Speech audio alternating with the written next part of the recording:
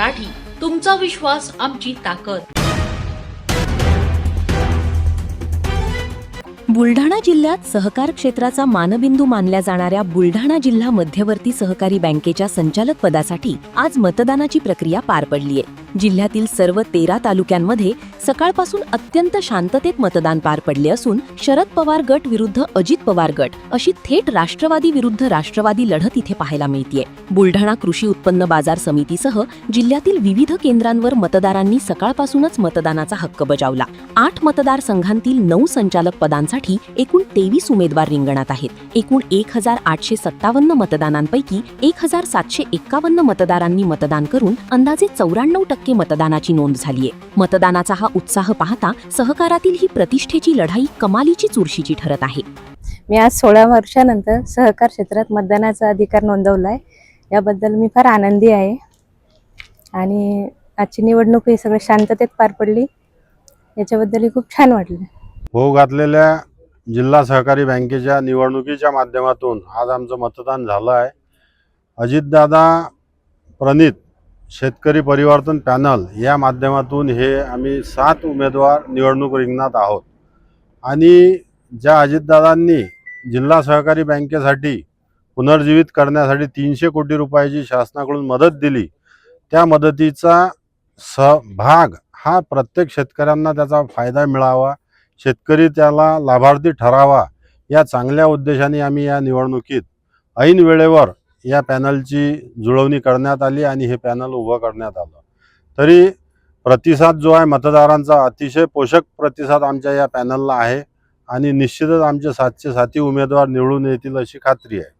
दरम्यान शेतकरी नेते रविकांत तुपकर यांनी आपल्या पत्नीसह कृषी उत्पन्न बाजार समिती केंद्रावर मतदानाचा हक्क बजावला। यावेळी त्यांनी सत्ताधारी आणि विरोधक एकत्र आल्याने जोरदार रोष व्यक्त केला। निवडणुकीतील आर्थिक गैरव्यवहारावर निशाणा साधत थकीत कर्ज असणाऱ्या संचालकांकडून 1-1 रुपया वसूल करू असा थेट इशारा तुपकरांनी दिलाय। बुलढाणा जिल्हा केंद्रीय सहकारी बँकेच्या निवडणुकीमध्ये आज मी आणि माझ्या पत्नीने दोघांनी मतदान केलं। पण खंत एका गोष्टीची वाटते की ही बँक शेतकऱ्यांची आहे। शेती करणारे लोक या निवडणुकीच्या मैदानात पाहिजे होते, पण दुर्दैवाने सहकारातले सगळे कायदे एवढे किचकट आहेत आणि नेत्यांचा प्रभाव याच्यावर जास्त आहे।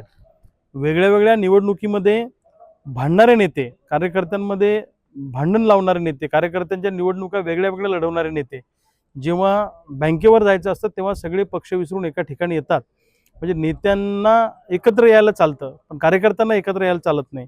दुर्दैवाने या निवडणुकीमध्ये जो घोडेबाजार झाला, पैशाचा व्यवहार झाला, हा अत्यंत दुर्दैवी आहे। जिल्हा केंद्रीय सहकारी बँक ही शेतकऱ्यांची बँक आहे, त्यामुळे इथं शेतकऱ्यांचे प्रतिनिधी निवडून जाणं गरजेचे होते।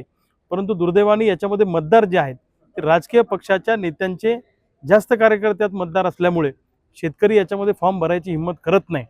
त्यामुळं जे काय झालंय ते ठीक आहे, पण येणाऱ्या काळामध्ये ज्या संचालकांकडे करोडो रुपये थकलेले आहेत, ज्यांच्यामुळे ही बँक रसातळाला गेली, त्यांच्याकडनं रुपया वसूल करून घेतल्याशिवाय आम्ही थांबणार नाही।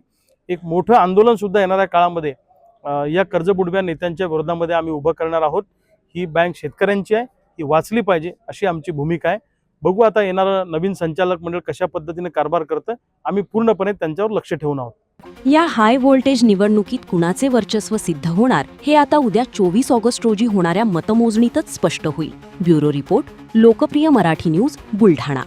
अशाच ताज्या आणि वेगळ्या घडामोडींसाठी पाहत रहा लोकप्रिय मराठी न्यूज।